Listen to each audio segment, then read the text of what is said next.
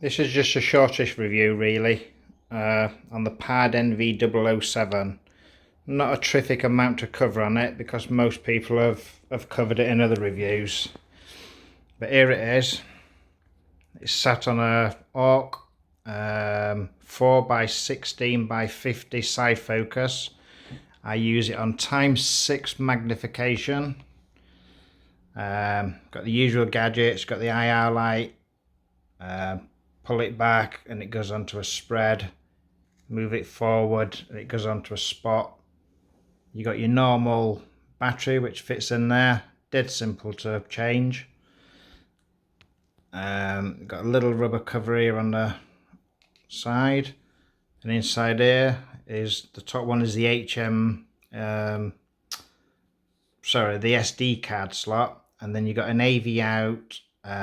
You've got another little one here in the corner which is supposed to be for charging batteries and things, but it's not the best thing to do. Far better to take the batteries out to do it. And an HDMI port. It doesn't actually come with an HDMI cable. It's something you have to buy separate. But to use that, you can go from that direct to your phone and use your phone as the heads-up screen display, and you don't get no lag as if you would if you was using the Wi-Fi straight to your phone. This is the end bit. Got the buttons on here. You can see that I don't keep the rubber eyepiece on. I always take it off. Same on my other pad. I think it gives you a far better field of view. Just a couple of buttons here if we come into focus. The middle one is your record button. About a 2-second press takes it into record. The one on the left hand side is for the night vision. A long press on that will put into night vision.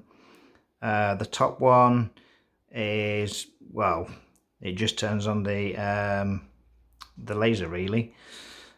The bottom one is for the zoom. It's got about 4 different zoom settings. Got a little screw here which you can see.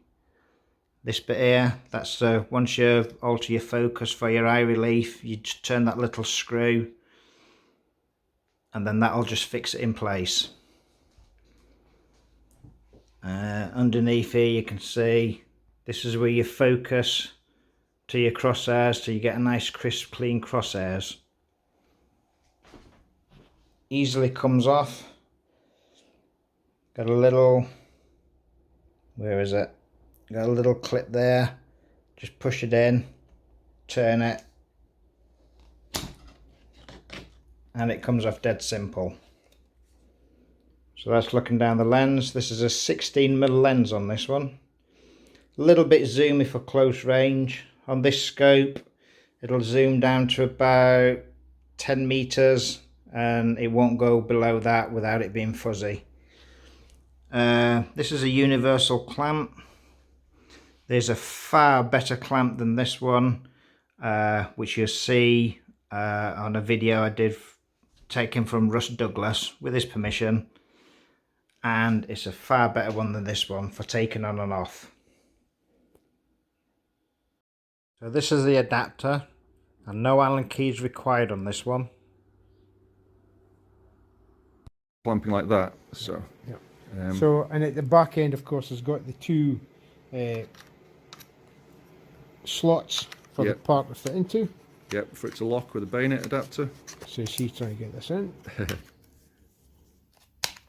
Right, that's a pard in position. Oh, and something else, by the way, we spotted earlier.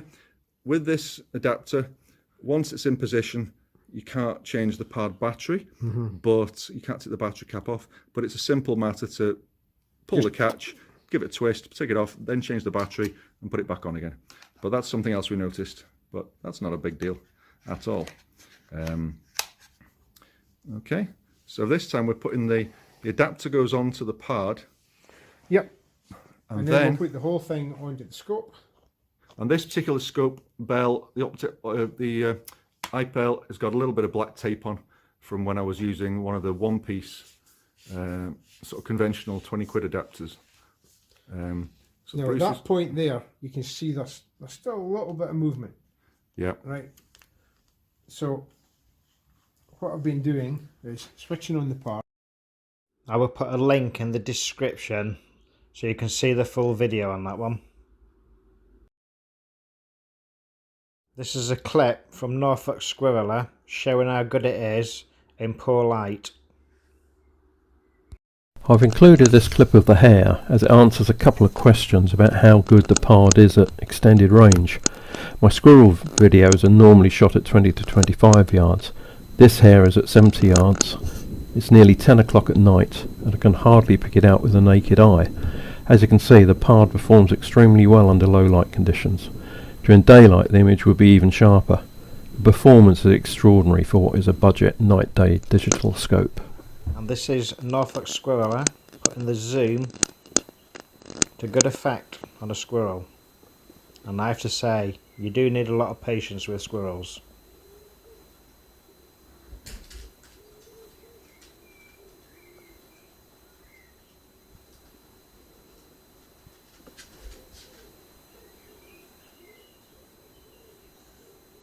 As you can see, the waiting game.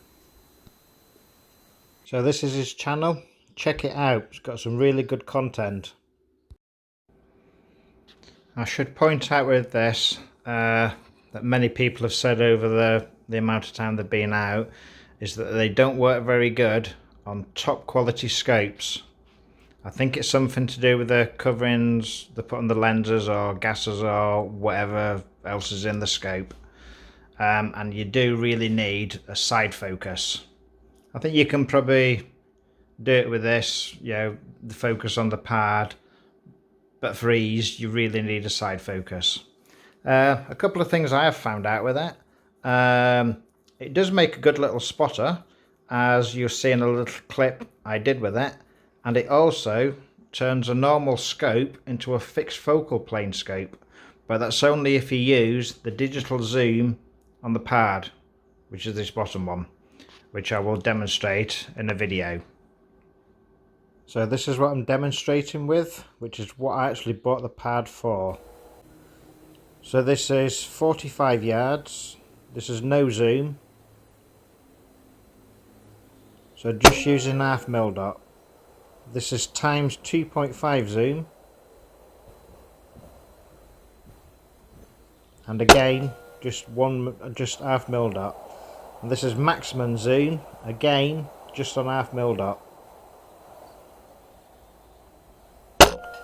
So as you can see, it does actually turn it into a fixed focal plane scope. So here's both the scopes together. Both have advantages, both have disadvantages.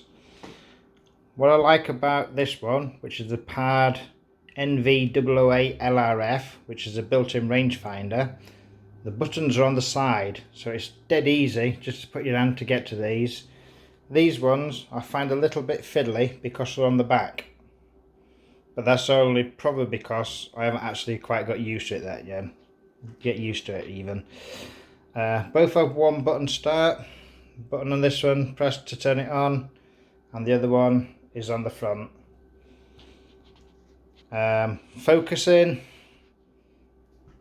I think it's easier to use this to focus than it is to use the side focus, but then again that's probably because I'm more used to the Pad 008 than I am the other one, and when I'm using the 007 I'm always trying to go to this bit here to try and turn something because my brain's telling me that's where it should be. They've both got the same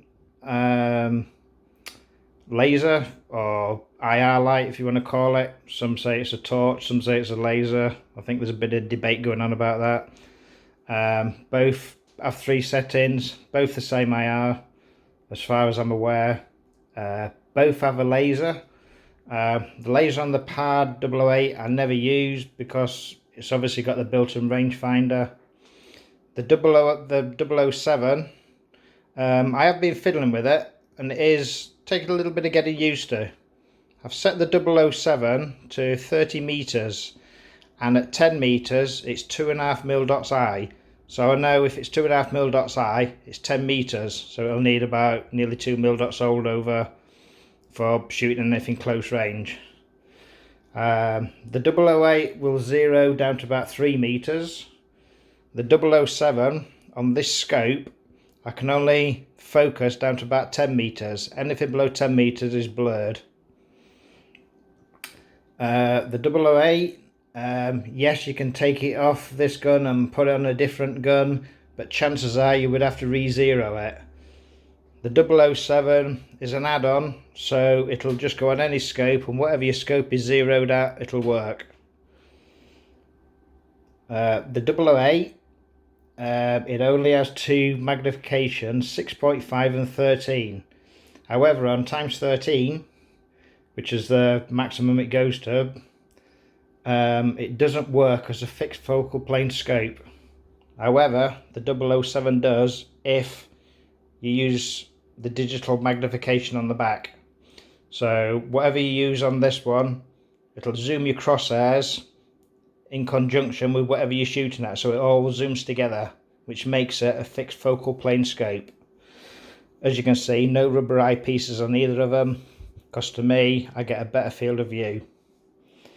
Another advantage with the 008, you can set 5 different zeros, whether that be 5 different pellets, 5 different zeros as in distance settings. This one is whatever your scope is set at. Obviously limited to zoom with this one. The 007, you can use the zoom on your scope as well as a zoom on the pad, and you can get really close up and personal. But I think the 007 is going to be fantastic on rabbits, especially making it fixed focal plane, because I can zoom. Say if I had a rabbit 50 meters, I can zoom right in, and I know it's only going to be 2 mil dots. So it'll make the rabbit look like it's sat on the end of the barrel, really, as this one doesn't. The 008, I think the quality of the picture is better compared to the 007. Not a lot else I can say, really. They both record. It's only one touch recording. You can put them both in standby by one touch. Pretty much the same menu on both. This one, I've actually slightly altered the brightness. It's not contrast, there's another word for it, but I can't really remember, but hey ho.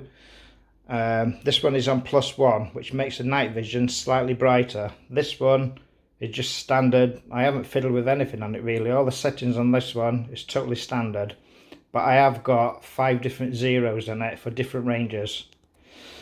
So that's probably cleared up some. That's pretty much all I can review on it, really. Maybe in a couple of months' time I should be out shooting bunnies and various things, so I should probably do a more in-depth review. Right, so this is just using this pad as a spotter. Totally off the scope, just literally held in my hand. Came across this little fella. First sedgehog I've seen this year. These trees about 80 meters. As you can see, just zoom in various zooms, and that's just on one single IR setting. And this was no IR whatsoever, and as you can see, even in the pitch black, you can still make things out.